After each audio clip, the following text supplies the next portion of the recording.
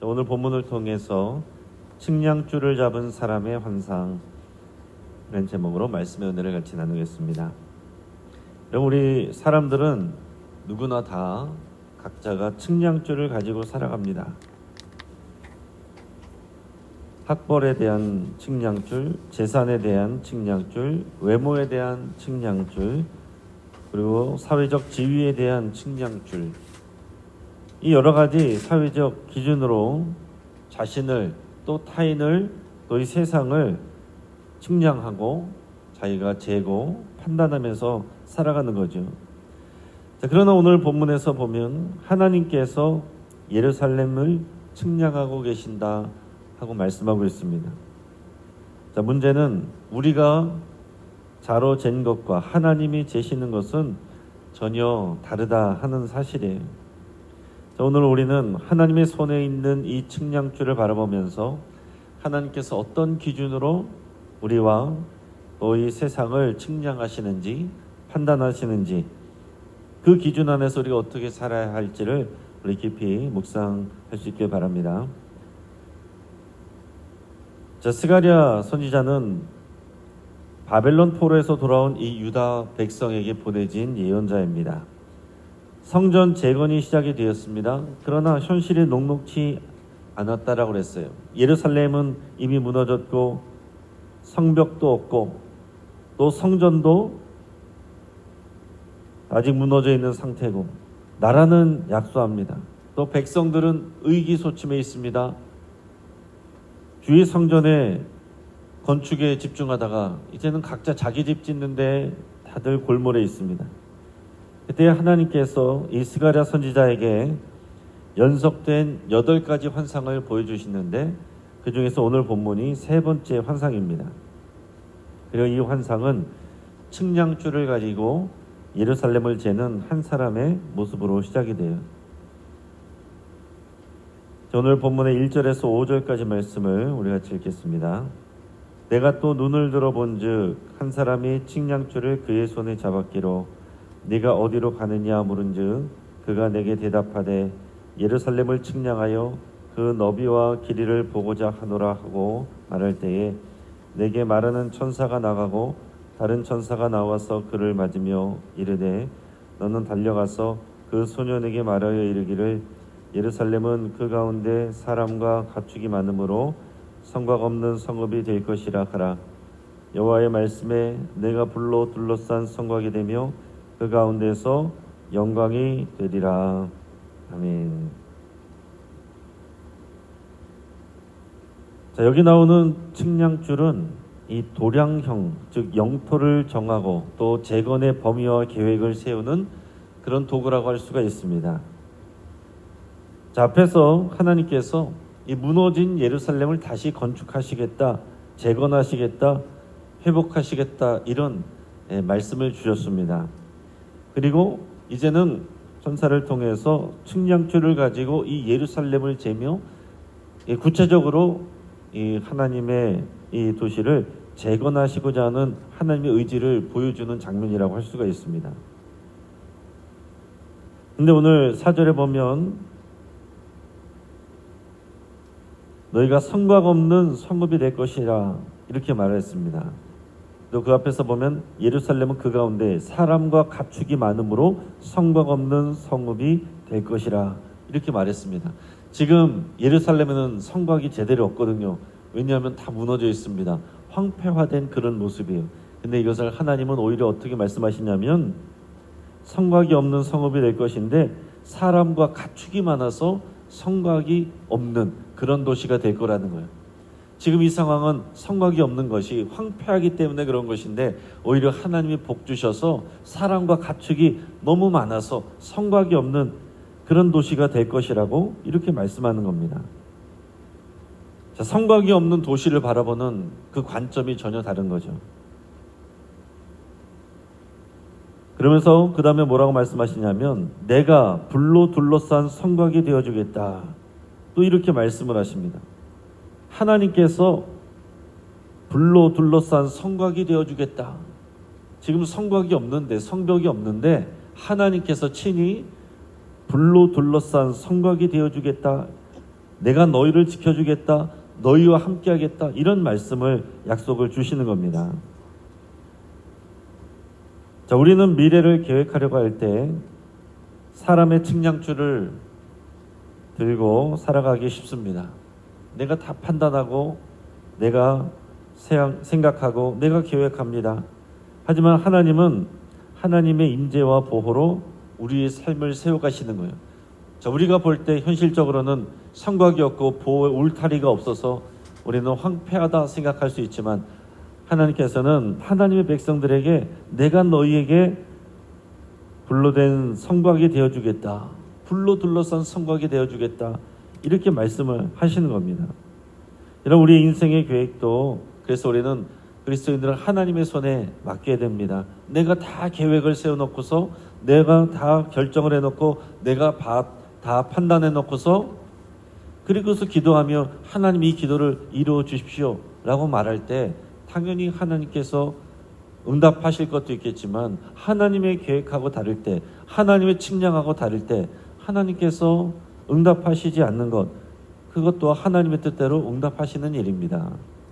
그러니까 우리는 우리 기준과 생각 자체를 바꿔야 돼요. 우리의 측량줄로 판단하고 우리가 그것을 가지고 기도하는 그런 수준에서 하나님의 측량줄을 믿고 하나님의 관점으로 바라보며 거기에 맞춰서 주의 뜻이 이루어지기를 기도해야 된단 말이죠. 그래서 예수님도 그렇게 기도하셨잖아요. 예수님이 원하시는 바를 말씀했습니다. 주여, 이 진노의 잔이 내게서 지나가게 하옵소서. 그러나 마지막에는 항상 그러나 나의 뜻대로 하지 마시고 아버지의 뜻대로 이루어지게 하옵소서. 여러분, 이게 우리의 기도해야 됩니다. 여러분, 우리가 원하는 바를 우리 수준대로 다 기도해도 괜찮습니다. 그러나 우리의 기도가 아니라 하나님의 기도가, 하나님의 뜻이 이루어지기를 여러분 그렇게 기도하시고 그런 믿음의 자세를 가져야 돼요. 그래서 우리가 열심을 가지고 기도 제목을 가지고 하나님 앞에 나가지만 우리의 기도 제목이 이루어지지 않았을 때, 그때가 믿음이 필요한 겁니다. 그때에 실망하고 내가 기도했는데 안 됐네, 이런 것이 아니라 하나님의 측량은 얼마나 더 큰 것인가, 하나님의 계획은 얼마나 더 복합적인 것일까 하면서 기대를 하는 것이 필요하다는 얘기예요. 우리의 기도가 이루어지면 감사할 것이고, 기도가 이루어지지 않으면 기대하고 소망하시길 바랍니다. 이어서 6절에서 9절까지 말씀을 같이 읽겠습니다. 오호라, 너희는 북방 땅에서 도피할지어다. 여호와의 말씀이니라. 이는 내가 너희를 하늘 사방에 바람같이 흩어지게 하였음이니라. 여호와의 말씀이니라.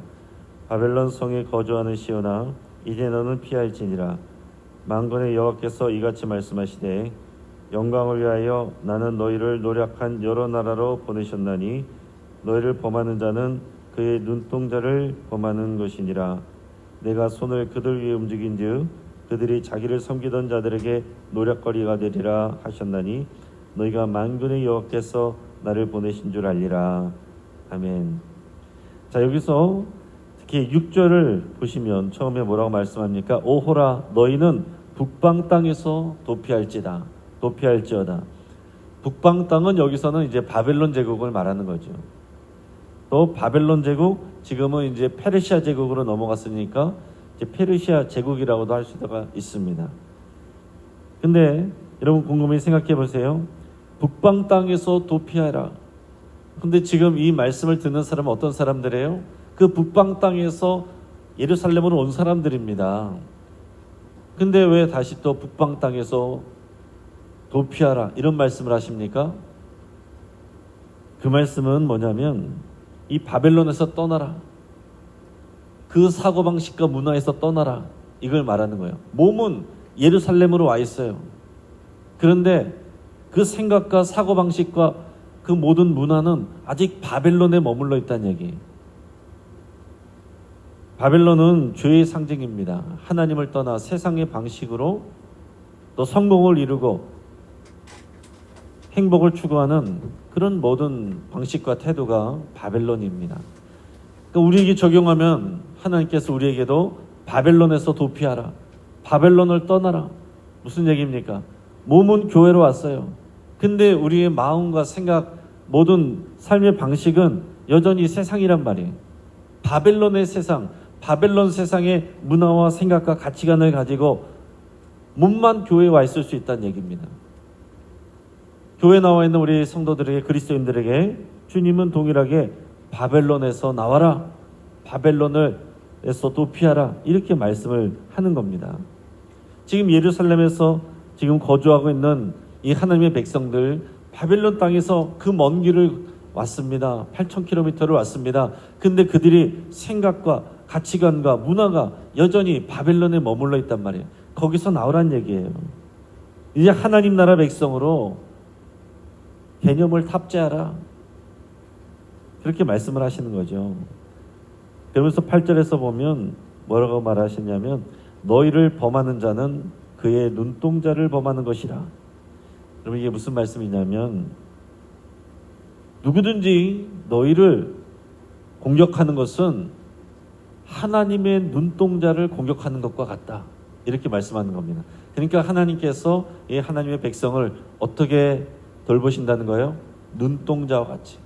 여러분, 사람은 기본적으로 눈동자가 어떤 공격이 오거나 위험이 오면 자동적으로 감기잖아요. 사람은 그런 본능을 받아서 태어나 있습니다. 저절로 우리 눈동자를 보호하려는 그런 본능이 있어요. 하나님이 그러시다는 얘기입니다. 하나님께서 하나님의 백성을 징계하실 수도 있어요. 환난과 곤고 가운데 하나님께서 훈련시킬 수도 있습니다. 그러나 그 마음은 눈동자를 사랑하듯이 사랑하신다는 거예요. 그래서 이방 민족을 들어서 하나님께서 심판하시고 징계하셨지만은 그들이 하나님의 백성을 공격하고 핍박하면 그것은 마치 하나님의 눈동자를 범하는 것과 같다, 공격하는 것과 같다, 하나님께서 그렇게 간주하신다, 그렇게 말씀하시는 겁니다. 그러니까 이것을 종합하면, 내가 너희를 눈동자같이 이렇게 사랑하니 내가 너희를 돌볼 것이니 바벨론의 가치관과 그 문화에서 나와서 너희는 나의 백성으로 나를 믿고 살아가라, 그 말씀을 하는 겁니다. 내가 너희를 불렀으니 나의 거룩한 부르심에 너희가 반응하라. 너희 생각과 너희 계획 가지고, 바벨론의 가치관을 가지고 너희가 달려가면서 나보고 기도 들어달라고, 응답해달라고 그 수준에 머물러 있지 말고, 내가 너희를 사랑하는 것을 알고 내가 너희를 보호하는 것 줄을 알고 하나님의 백성으로 나의 말씀을 지키며 나의 부르심에 응답하며 살아가라, 그렇게 말씀하고 있는 겁니다. 여러분, 우리는 지금 영적으로 바벨론에 머물러 있지는 않는지 돌아보시길 바랍니다. 우리가 교회는 다니는데 우리 마음은 여전히 바벨론에 머물러 있을 수 있습니다. 세상과 타협하며 안주하는 신앙생활을 하고 있지는 않는지, 주도권을 내가 가지고, 측량줄을 내가 가지고, 내가 다 판단하고 내가 다 계획하고 바벨론식으로 모든 것을 하면서, 그러면서 하나님의 기도 응답만을 구하고 있지는 않는지 돌아보시길 바랍니다. 우리가 실수하고 미숙해도 하나님은 여전히 우리를 사랑하십니다. 눈동자처럼 그렇게 사랑하세요. 그런 하나님을 믿고 바벨론적인 삶의 모든 태도와 가치관을 내려놓으시기를 축복합니다. 하나님께서 이제 다시 예루살렘에 거하신다고 약속을 주시는데 10절에서 13절까지 말씀을 같이 읽겠습니다. 여호와의 말씀에 시온에 따라 노래하고 기뻐하라. 이는 내가 와서 네 가운데에 머물 것임이라. 그날에 많은 나라가 여호와께 속하여 내 백성이 될 것이요 나는 네 가운데에 머물리라. 내가 만군의 여호와께서 나를 내게 보내신 줄 알리라.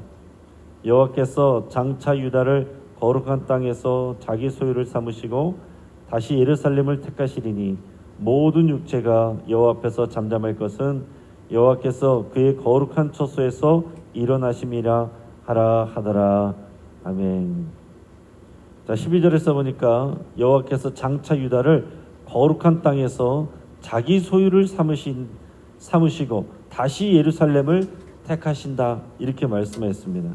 여러분, 이게 하나님의 계획이에요.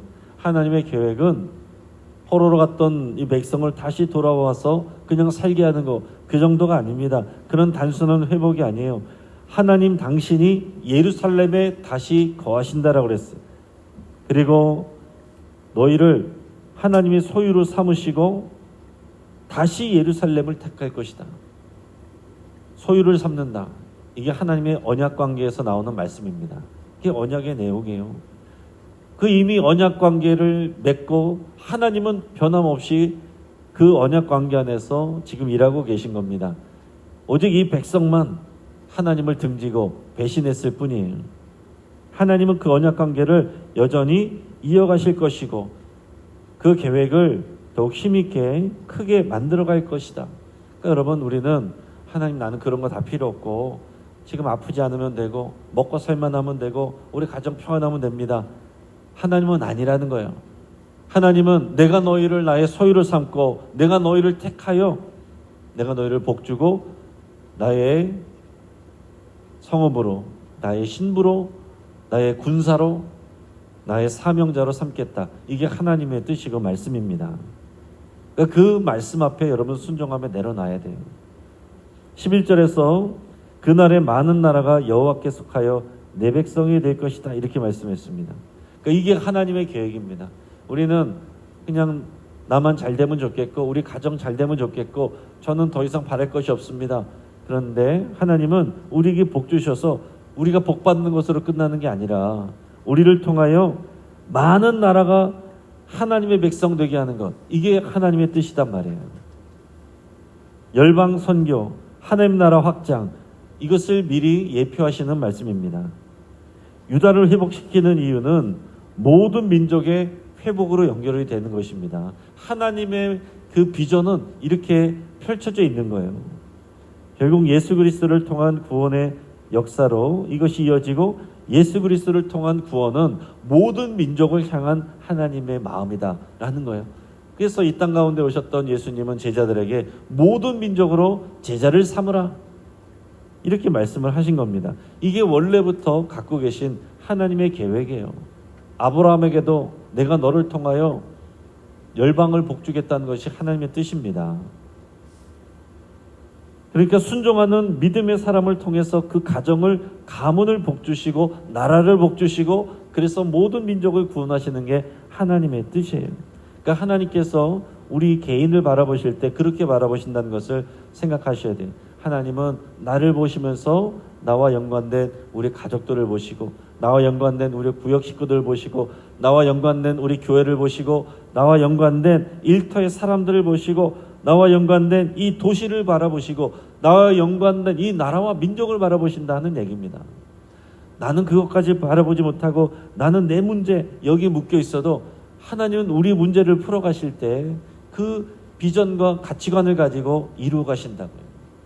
하나님께서 요셉 개인의 삶을, 모세 개인의 삶을 어떻게 인도하셨는지 이해를 할 수가 없었죠. 하나님이 나를 선택하시고 보호하셨는데 왜 이렇게 우리가 바닥으로 떨어졌는가? 연단하여 하나님의 나라, 하나님의 민족, 하나님의 백성을 인도하시고 구원하시고 세워가기 위하십니다. 이것을 우리에게 이미 가르쳐 주시지 않으셨습니까? 우리는 나 한 사람의 문제에 나 한 사람의 존재로 살아가는 게 아닙니다. 하나님이 우리 개인을 부르셨지만 우리를 교회가 되게 하셨어요. 주님의 몸인 교회가 되게 하셨습니다. 교회는 단지 건물이 아니라 이 신앙 공동체인 것이고 하나님의 임재가 거하는 처소입니다. 우리가 교회이고 우리가 주의 성전이에요. 또한 우리는 말씀드린 것처럼 성령으로 거듭난 하나님의 성전입니다. 그러므로 교회는 하나님의 영광을 드러내는 삶의 중심이 되어야 되고 이것을 우리에게 적용하면 그러므로 나는 하나님의 영광을 드러내고 다른 사람들에게 생명을 전하는 그런 사람이 되어야 된다 하는 얘기죠. 그래서 여기 앞에 표가 있는 것처럼 살아나는 교회, 살리는 교회, 주의 은혜로 살아나는 나, 주의 은혜로 다른 사람을 살리는 나, 나는 교회이고 이 교회에 대한 표어가 다 우리 개인들을 위한 것입니다. 그러니까 우리가 주제표와 캠페인을 말할 때도 나를 향하신 하나님의 뜻과 계획인 것을 알고 그렇게 여러분 결단하시며 매일매일 그렇게 선포하시길 바랍니다. 이제 말씀을 정리합니다. 한 건축가가 이런 말을 했어요. 가장 위험한 집은 설계도 없이 지어진 집입니다. 처음에는 아무 문제가 없어 보일 수 있지만 결국 구조적인 결함으로 무너질 수밖에 없습니다. 많은 사람들이요, 자기 인생을 하나님의 설계도 없이 지으려고 합니다. 자기 생각으로, 세상의 방식으로 지으려고 해요. 그러나 하나님의 측량줄로 재고 계획된 것이 아닌 우리의 생각대로만 되는 것은 언제든지 흔들릴 수 있다 하는 얘기입니다. 하나님은 측량줄을 들고 예루살렘을 재건하려고 하십니다. 하나님의 손에 있는 측량줄은 무너진 성을 다시 세우시는 회복의 시작이에요. 우리 삶도 마찬가지입니다. 우리 삶을 하나님의 측량줄 앞에 내놓아야 돼요. 하나님의 뜻에 따라 정비되어야 됩니다. 하나님의 임재로 지켜질 때 우리가 안전한 것입니다. 하나님께서 우리를 재정비하고 측량하시고 다시 세워가실 때에 여러분, 우리가 부딪히는 부분이 있을 수 있고 불편한 부분이 있을 수도 있고 가기 싫은 길을 가야 될 때도 있을 수 있습니다. 만나기 싫은 사람을 만나야 될 때도 있습니다. 그때 고집 피우면 안 돼요. 그래서 주님께 인도함을 받아서 주님의 인도함대로 따라가야 되는 겁니다. 그래서 오늘 본문은 단순히 과거 예루살렘 회복 이야기가 아닙니다. 지금 역사하시는 우리의 회복 이야기예요. 하나님께서는 지금도 하나님의 백성과 교회를 측량하고 계십니다. 무너진 것 같지만 다시 세우시고 세상의 기준이 아니라 하나님의 임재와 영광으로 가득 찬 그 삶으로 우리를 이끌고 계십니다. 사랑하는 여러분, 기억하시길 바랍니다. 측량줄은 사람의 손에 있지 아니합니다. 하나님의 손에 있습니다. 그럼 같이 기도하겠습니다. 이 말씀을 붙잡고 함께 기도할 때 내가 내 삶과 타인과 세상과 하나님을 재려고 하지 않고 하나님의 손에 맡기기를 여러분 결단하고 기도할 수 있길 바랍니다. 또한 세상과 타협하지 않고 바벨론에서 떠나는 용기를 달라고 그렇게 여러분 기도하시고 교회를 통해서 열방이 주께 돌아오는 이 비전을 보고 우리가 마음에 품기를 그렇게 위해서 기도할 수 있길 바랍니다. 또 환우들을 위해서 같이 기도해 주시고 특별히 또 이용길 장로님 지금 병원에 입원하여서 검사 중에 있습니다. 위해서 함께 기도해 주시고 임경수 집사님, 신보라 집사님의 장녀 이마임 청소년이죠. 이마임 오늘 입원해서 내일 허리 수술을 받게 됩니다. 위해서 함께 기도해 주시길 바랍니다. 또 김주환 우리 성도님도 또 신장 기능이 좋지 않아서 병원에 입원해 있는 상황인데 여러분께서 함께 기도해 주시기를 바랍니다. 그 외에 여러 많은 환우들을 위해서 함께 기도하시고 여러분들의 치유를 위해서 함께 기도하겠습니다. 또 우리 전교인 수련을 위해서 이 나라와 민족을 위해서 우리 합심해서 함께 기도할 때 주여 한번 부르짖고 합심해서 함께 기도하겠습니다. 주여